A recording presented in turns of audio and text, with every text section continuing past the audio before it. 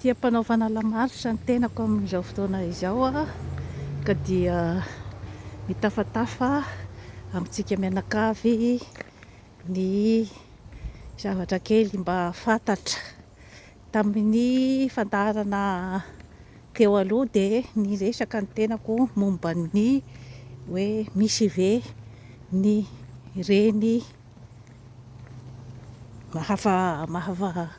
mahafa-po reny tonga lafatra, dia nisy ihany koa ny fandaharana izay nasehoko ny amin'ny hoe misy ve ny zanaka tonga lafatra.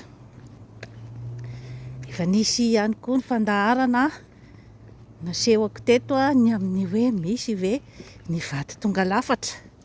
Izany daholo zany dia zavatra mifamaofao amin'ny fiainantsika olombelona ka mila jerevana akaiky satria misy fiantraikany betsaka amin'ny fiainantsika zanak'olombelona izany izay hoe fiandrasana olona tonga lafatra manodidina antsika izay.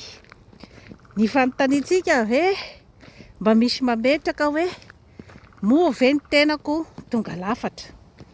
Raha ohatra zany ianao ka mipetraka eo amin'ny plasin'ny zanaka izay manao ny évaluation ny ray aman-dreninao ianao ve fa mba nanontany tena hoe ianao ve tonga lafatra ny fahainoanao ny tenanao, na eo amin'ny resaka fanambadiana dia ianao koa mila manontany hoe ianao ve olona tonga lafatra, vaty tonga lafatra, satria tsy misy te hanandrasy rehefa tena atao ny ganty.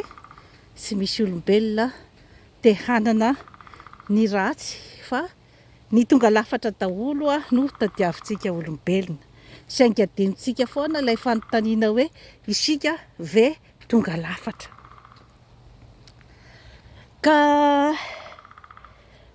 efa noresahako teto fa misy conséquence gravy eo amin'ny fiainan'ny zanak'olombelona izany raha ohatra ka nisy ny karazana ratra-po teo amin'ny fiainany indrindrandrindra zany teo amin'ny fahazazany. Satria izany fahazazana izany dia ny olombelona iray mbola tsy manana ny atao hoe système de défense matanjatanjaka izany na ilay hoe fiarovan-tena manoloana ny karazana herisetra izay miseho aminy.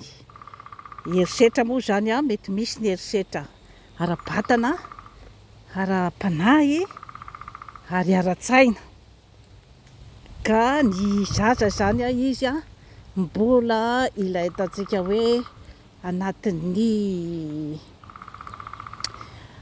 fahadiovana tanteraka zany état pur innocence zany no hoe misy zavatra miseho amin'ny fiainany amin'ny endrika fandratrana izany.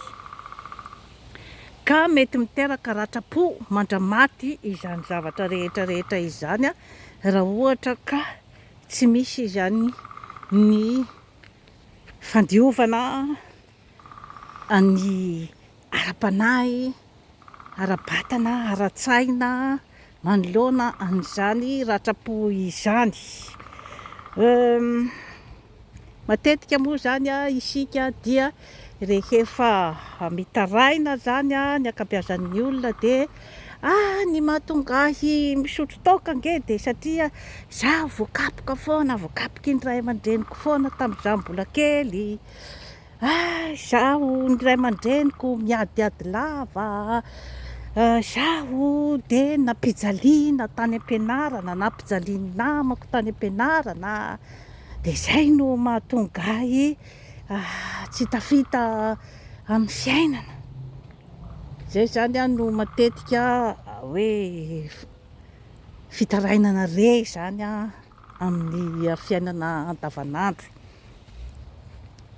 Indrindrandrindra moa zany amin'ireo mpisotrosotro dia misy ny fitenenana hoe la vérité se trouve au fond du verre. Zany hoe rehefa misotrosotro zany dia eo no mitranga ny marina rehetra ao anatin'ny lohan'ny tsirairay. Zany zavatra izany nefa dia zavatra azo sorohana tsara mihitsy raha ohatra ka ilay olona izany mahatsapa ary mahafantatra hoe inona ilay problema ao aminy. Fa matetika mantsy izany ny ankabeazan'ny olona dia tsy mahafantatra hoe inona marina ny tena olany mba handehanany any amin'ny vahaolana. Eo zany mantsy no tena hoe mampalahelo zany amin'ny hoe fitondrantsika olombelona ny fiainantsika izany. Maro dia maro zany ireo mitondra ratra-po fa tsy tena fantany hoe inona ilay ratra-po mijanona ao aminy ao dia mikika azy mandritra ny androm-piainany ary dia mitondra aretina maro dia maro, indrindrandrindra moa zany ny homamiadana, ny fidorohana zava-mahadomelina, ny dépression nerveuse sy ny sisa sy ny sisa izany dia ireo karazana ratra-po izay tsy nety sitrana tao amin'ny olona iray dia mikiky azy ary dia mandrendrika azy, mamotipotika ny fiainany iray manontolo. Zany zavatra rehetrarehetra izany moa zany dia hoentiko hanambarana amintsika fotsiny izany ny amin'ny hoe raha efa manan'olana ianao dia manatona ihany an'ireny hoe psychologue satria izy nianatra momba ny comportementsika olombelona izany, nianatra manatona ihany an'ireny hoe coach de vie ireny satria mety afaka hanampy anao hamahany olana izay hoe olana manjavozavo ao aminao, olana tsy dia tena fantatrao zany hoe inona no tena mahatonga ilay olana tsy mety miala tao aminao.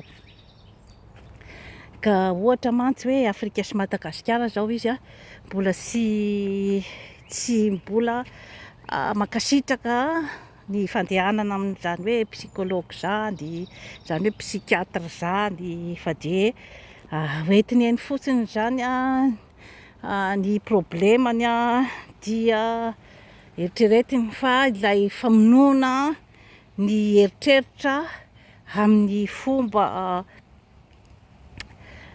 izay vetivety fotsiny ny fanadinoana toy ny fisotrotoaka, ny fidorohana zava-mahadomelina, ny fihinanana ny karazana sakafo tsy ara-pahasalamana toy ny zavatra mamy, ireo zany no entiny hamerimberesana ny hoe ny entiny hanadinoana zany ny ratra-po ao aminy. Ka matetika zany isika dia rehefa manana karazan'olana dia olona foana zany no ataontsika hoe responsable an'izay olana ao amintsika ao izay. Dia izay efa nataoko teo izay ny amin'ny hoe manome siny ray aman-dreny, manome siny mpanabe, manome siny ny olona manodidina, manome siny namana. Zay zany matetika no hoe zava-misy fa isika zany tsy afaka mihitsy matetika ny olombelona zany handinika hoe inona moa zany no responsabiliteko ny andraikitro tao anatin'izay karazana fahalemena sy izay karazana ratra-po rehetra izay mba tsy hiverimberenan'izay amin'ny fiainako intsony. Dia misy ny zavatra izay azonao dinihana ny amin'ny hoe zavatra azonao baikona ary misy ny zavatra tsy azonao baikona, izany hoe tsy miankina amin'ny volonténao. Ohatra mantsy zao hoe resaka fahafatesan'ny olona manodidina anao zany ny olona akaiky anao tsy anao akory no responsable an'izay. fa ny afaka ataonao dia ny mamboatra saina ary mandeha tsikelikely any amin'ny ataontsika hoe famoizana na ny deuil zany dia mamboatra ny fiainanao ny amin'ny hoe izay ny lalànan'ny fiainana. Tsy maintsy misy ny fotoana izay hoe tsy maintsy isarahan'ny mpianakavy. Rehefa entinao amin'izay ny zavatra rehetrarehetra mitohy foana ny fiainanao, misy vokatra kokoa zany ny hoe hapetipety kokoa ny fiainanao rehefa dinihanao akaiky zany ny fandehan-javatra rehetrarehetra. Misy ihany koa nefa ny zavatra izay hoe ianao ihany dia afaka mamakafaka, fa misy iakinany aminao zany ny zavatra nitranga, misy zavatra ihany azonao atao zany ao anatin'ny ilay toe-javatra izany. Raha ohatra zao anao hoe haka fanadinana ianao zany dia efa nianatra tsara ve aloha ianao? Izay zany fanontaniana mipetraka. Niezaka mafy ve ianao tamin'ilay zavatra fanadinana izay mikarakarainao? Dia misy responsabilitenao betsaka zany ao ambadiky ilay izay hoe fahafahana na tsy fahafahanao fanadinana izay. Dia mitady ianao zany raha ohatra nisy ny karazana tsy fahombiazana, dia mitady ianao zany hoe inona zany no stratégie hoentiko sy ny fitaovana izay hoentiko hanatsaratsarako kokoa ny fietrehako ny fanadinana amin'ny manaraka. Zay zany dia zavatra hoe azonao ianao zany tompon-tena dia afaka manao an'izay karazana programmation ny fiainanao izay. Ohatra mantsy zany izay teneniko izay ny amin'ny hoe misy ny zavatra izay azonao reglena ianao tompon-tena. Raha ohatra koa ianao mijery tsara hoe inona zany ny zavatra izay tanjona tianao tratrarina ohatra amin'ny fiainana, aiza ho aiza ny heriko sy ny tanjako manoloana ny zavatra izay tiako tratrarina amin'ny fiainana, aiza sy aiza daholo ny fitaovana hoentiko manatanteraka manatontosa an'izany nofinofiko izany. Izay zao zany daholo zavatra azonao reglena daholo ny momba an'izay zavatra rehetrarehetra izay. Na ny eo amin'ny resaka fifandraisana amin'ny fiarahamonina, misy zavatra maro no miditra ao anatin'ilay fifandraisana. Ianao ihany dia efa mahatsapa ny amin'ny hoe mifanentana amiko ve, mifanara-tsaina amiko ve ity olo ity. Ny resaka enerzia entin'ny tsirairay dia tokony hisy izay hoe karazana faharenesanao hoe mety ve ny tadi-dokanga sa tsy mety. Satria raha vao hoe ianao zany efa mahita fa tsy dia tena metimety loatra izany fifandraisana izany marina aloha fa raha ohatra ka olona izay hoe handriandrin'ny fonao zany ohatra ilay olona, dia misy ny atao hoe fifampiresahana amin'ny fiainana, misy ny atao hoe fifanazavana, misy ny atao hoe fifanakalovan-kevitra. Raha ohatra ka moa ka hitanao fa misy fiatsarana ilay fifandraisana rehefa ao anatin'izay karazana processus izay dia misy ihany ny karazana fanantenana izany ny amin'ny andehanan'ny fifandraisana ho tsaratsara kokoa. Fa raha ohatra kosa hoe tsy misy mihitsy zany ny fahatsarana, na dia misy ara zany ny hoe fifanakalozan-kevitra sy fifanazavana izay atao fa samy miziriziry amin'ny heviny, dia efa eo ianao zany efa tokony hieritreritra hoe mety amiko ve ity finamana ity, na hoe mety amiko ve ity fiarahana amin'ity olona iray ity. Ianao ihany zany dia efa afaka hoe mijery sy mandanjalanja an'izay karazan-javatra rehetrarehetra izay. Tsy misy akory ny tonga lafatra, satria sika olombelona dia mitady ny tonga lafatra, ny olona tonga lafatra.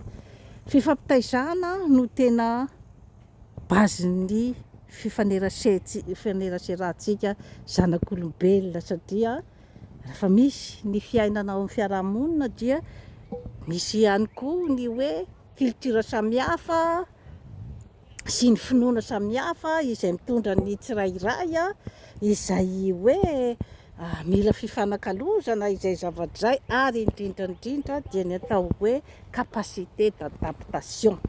Izany hoe ny fahaizan'ny olona iray zany misadapta mandrindra zany ny fiainany ao anatin'ny zava-baovao izay mbola tsy nisy, mbola tsy hitany tamin'ny fiainana zany. Isan'ny fahombiazana, laklen'ny fahombiazana goavana be ny capacité d'adaptation. Indrindrandrindra moa zany ho antsika izay hoe mila ravinahitra aty amin'ny tanin'olon-kafa, culture samihafa, toetrandro samihafa, ary hoe fomba fisakafoanana samihafa no nitaizanantsika, kanefa tonga isika zany amin'ny toerana izay tena hoe mifanipaka tanteraka amin'ny fomba nitaizanantsika sy ny tontolon'ny iainantsika, dia mila zany an'io hoe capacité d'adaptation io. Fa ny hoe tonga lafatra, hitady olona tonga lafatra, hitady an'izao tonga lafatra, izay dia sy hisy eo amintsika olombelona, fa hifanome tsiny itsika zany mandritra ny androm-piainantsika raha ohatra ka tsy mandray an'izay hoe karazana fandraisana andraikitra na ny responsabilité ny amin'ny hoe izaho no mandanjalanja ny zavatra rehetrarehetra izay miseho. Ka iverenako moa zany ny amin'ny hoe resaka ratram-piainana teo amin'ny fiainana, ratra-po teo amin'ny fiainana izany, izay mamotipotika olona maro raha ohatra ka tsy mahatohitra an'izay hoe ratra-po izay fa hoentina mandra-maty. Ka misy efa nazavaiko teto ny fomban'ny hawaïen zany amin'ny hoe resaka Ho'oponopono. Ho'oponopono moa zany dia ny hoe iray ihany zany isika olombelona sy ny natiora, ary ny fahaizantsika miaraka amin'izay natiora izay, na ny natiora manodidina zany ny zavaboary na ny olombelona manodidina antsika zany dia tokony mahay miaraka amin'izay natiora izay sika amin'ny alalan'ny fijerevantsika ny tenatsika.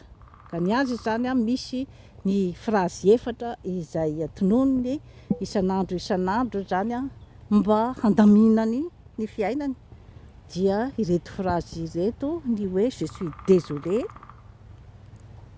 pardon, merci, je t'aime. Izany hoe je suis désolé, ny dikan'izay dia ny hoe raha nisy ny problema izay nikiky ahy nandritra ny androm-piainako zany, dia rehefa hitako iny problema iny amin'ny alalan'ny fandinihako ny tenako, dia miteny aho hoe je suis désolé, satria tena nijaly tanteraka kay zany ny tenako nandritra n'izay fotoana rehetrarehetra izay, tsy nahafantatra hoe inona marina ny problemako, nefa ilay zavatra dia nikiky ahy tato anatin'ny tenako, nanimba ny fahasalamako iray manontolo io problema io. Fa amin'izao fotoana izao dia hitako ilay problema, dia miteny aho hoe désolé, pardon, midikany pardon, teny hoe mamela heloka ny tenako aho zany a hatramin'izay ny amin'ny hoe fijaliana izay tsy hitako hoe inona no anasitrana anazy, dia mamela heloka ny tenako aho zany a, mamela heloka koa ny olona manodidina ahy raha ohatra ka nisy zavatra nataon'olona zany taty amiko tsy nety nataony taty amiko, dia mamela heloka satria zava-dehibe zay zavatra zay na eo amin'ny resaka ara-pahasalamana, ara-batana, ara-tsaina ary ara-panahy, satria tsy misy ny olombelona madio mangatsakatsaka, tsy misy ny olona izay hoe tsy manam-pahadosoana mihitsy na teo amin'ny ray aman-dreninao zany, na teo amin'ny ray tam-po aminao zany a, na teo amin'ny olona mpiara-monina aminao, tsy misy zany olona hoe tsy manam-pahotana mihitsy izany, fa ao anatin'ny resaka fiarahamonina daholo a, izay hoe samy manana ny toetrany, samy manana ny kilemany, samy manana ny zavatra izay mandeha ao anatin'ny sainy ao hoe inona ny zavatra mihodinkodina ao anatin'ny sainy ao. Merci, izany hoe misaotra an'Andriamanitra zany ianao a, misaotra ny hery ambony izay inonao, satria io samy manana ny hery ambony izay inoany. Misaotra azy izany ianao a, nahitanao hoe inona marina ilay olana mikika anao ao zany. Zay zany a dia zava-dehibe, dia je t'aime dikan'izay dia ny hoe tianao foana zany ny tenanao a, na dia nisy ara zany a ny zavatra rehetra ny famaofao tamin'ny fiainanao, dia tu es en accord avec toi-même. Zany zavatra zany a dia hita amin'ny olona izay manodidina anao a, izay hoe olona mitombotombona tsara izay a, ny sainy sy ny fanahiny, zavatra hita daholo zany a, amin'ny fombafomba fihetsiky ny olona, ny filaminan-tsaina, ny olona izay hoe manana ny toetra amam-panahy, mitombotombona tsara izy zany a, dia hita fa en accord amin'ny tenany zany a ilay olona. Izay zany a méthode hawaïen izay hoe lasa international mihitsy io zany a, na any amin'ny hôpitaly psychiatrique dia efa mampiasa an'io a, resaka Ho'oponopono io, nindrzareo hawaïen moa zany a dia ampiasainy io na dia ho anivon'ny fitondram-panjakana izay hoe responsabilité ny tsirairay a amin'ny toe-javatra misy. Zay zavatra zay nefany a tsy manala mihitsy ny hoe rehefa nisy ny heloka vitan'ny olona iray izany a, raha fangalaram-bola na ohatra zany a, dia tsy vitan'ny Ho'oponopono fa migadra manao ny asany ny lalàna. Ka zany zavatra rehetrarehetra izany mantsy a, zany a fandrifisiko zany a amin'ny zava-misy ao Madagasikara amin'izao fotoana izao a, dia ilay fandraisana andraikitry ny tsirairay amin'ny tenany zany aloha dia hita fa tsy misy.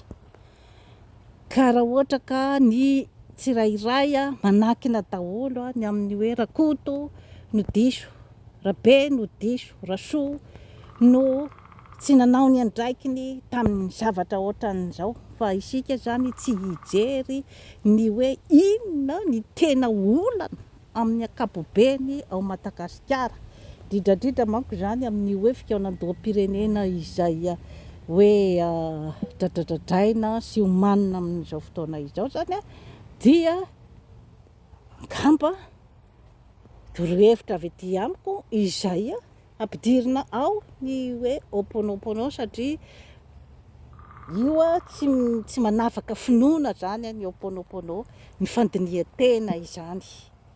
Satria raha vao tsy afaka mandiny tena zany isika olombelona fa dia ny olona manodidina antsika foana ny diso, on cherche le coupable partout, alefa ny amponja ny coupable izay hoe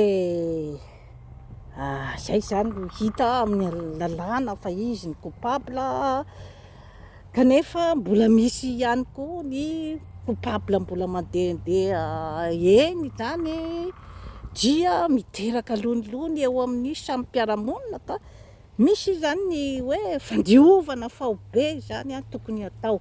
Ka ny antsika moa zany neny hawaïen zany azy Ho'oponopono, miditra lalina bebe kokoa izy amin'ny atao hoe responsabilité. Ny antsika moa zany ny hoe soatoavina zany manadrifindrify an'izay Ho'oponopono zay dia ny hoe fihavanana. Fihavanana izay tokony asiana midipiditra bebe kokoa zany ny resaka izay hoe tompon'andraikitra. Tompon'andraikitra ianao zany amin'ny fihetsika izay nataonao, ny teny izay nataonao, tompon'andraikitra ianao amin'ny décision izay raisinao, tompon'andraikitra ianao amin'ny resaka fitondrana firenena, tompon'andraikitra ianao raha ohatra ka handray firenena kanefa tsy tena fantatrinao zany hoe inona kay ny objectif zany amin'ny hoe mitondra firenena. Rehefa miala ny amin'ny hoe inona ny zavatra tadiavin'ny vahoaka, ny besoin fondamentaux an'ny vahoaka, raha vao miala amin'izay aloha dia ataoko fa sarosarotra ny hipetrahan'ny olona iray eo amin'izany atao hoe fitondrana izany, raha ohatra ka tsy ao anatin'ny sainy zany izay hoe inona ny priorité-ny vahoaka, ny fidy ahy teto, ny vahoaka nametraka ahy teto. Valable zany amin'ny firenena rehetra rehetra eto ambonin'ny tany izay hoe ny vahoaka no priorité. Raha ohatra ka ny priorité-nao zany dia ny hameno paosy, ny hanana villa maro, ny hanana 4x4 maro, ny hanana fari-piainana ambony, zay zany ny priorité-nao, dia miala zany ianao amin'ny hoe priorité izay tokony hipetraka amin'ilay fitondrana ny vahoaka. Ka efa famerimberiko teto hatramin'izay izay mpitondra rehetra teo nametrahako an'izay resaka izay daholo ny amin'ny hoe raha vao tsy ny vahoaka no priorité-nao, ny besoin fondamentaux an'ny vahoaka ny priorité-nao dia aza manantena ny hipetraka ela eo amin'io fitondrana io. Satria raha vao ilay objectif ny fananana iombonana, misy ny atao hoe fananana iombonana izay hoe izay rehetra rehetra tompony zany dia afaka miteny sy mametrapetraka ny tokony hanaovana n'ilay fananana iombonana. Manana droit zany ny olona rehetra izay tompon'ilay fananana iombonana hilaza ny heviny. Izay zany aloha dia tsara hipetraka izany. Ka ny zava-misy amin'izao fotoana izao zany dia manao izay hafany aloha zany ny mpitondra fanjakana misy amin'izao fotoana izao. Maro nefa izany ny fitarainana eo amin'izay hoe fari-piainan'ny vahoaka izay. ny besoin fondamentaux. Ka efa niteneniko teto foana zay tamin'ny mpitondra teo aloha teo fa tsy de misy ny fihainoana. Efa nampandre aho tamin'ny mpitondra teo aloha fa mbola afaka anie ianao manao angle 180 degré hanovanao ny fomba fitondranao mba hiatefa any amin'ny tombotsoan'ny vahoaka ny fitondranao. Dia mbola mamerina an'izay ihany koa aho amin'ny fitondrana amin'izao fotoana izao. Mbola afaka manodina ny zavatra rehetra à 180 degré anie ianao. Raha ohatra ka miaino an'ireo tsara sitrapo. Ary raha ohatra ka ny concertation nationale io dia tena hoe concertation nationale izay hoe tena fihainoana ny entaentam-bahoaka rehetra tsy ankanavaka no aravina amin'io dia hisy kokoa ny vokatra. Fa raha ohatra ka tsy mandeha amin'ny direction izay tokony andehanany araky ny voalazan'ny Ho Oponopono, ny amin'ny hoe mandeha any amin'ny mizotra any amin'ny fahamarinana ny zavatra tokony hitompona sy ny zavatra izay hoe andrasana aminao amina circonstance iray. Izay nge no mahasamihafa ny hoe raha manao entreprise ny olona iray dia manana indépendance izy izay hitondrany entreprise-ny ao. Fa ny vatany dia rehefa misy ny vokatra tsara andrasany amin'ilay entreprise dia izy ihany ny tompon'antoka amin'izay zavatra izay. Fa raha vao fananana iombonana no kirakirainao dia efa miavaka izay amin'ny entreprise personnel anao izay. Efa tsy anao irery izany no tompon'ilay zavatra kirakirainao. Trafika ianao me mahery ampavahoamana ampomeritreritra.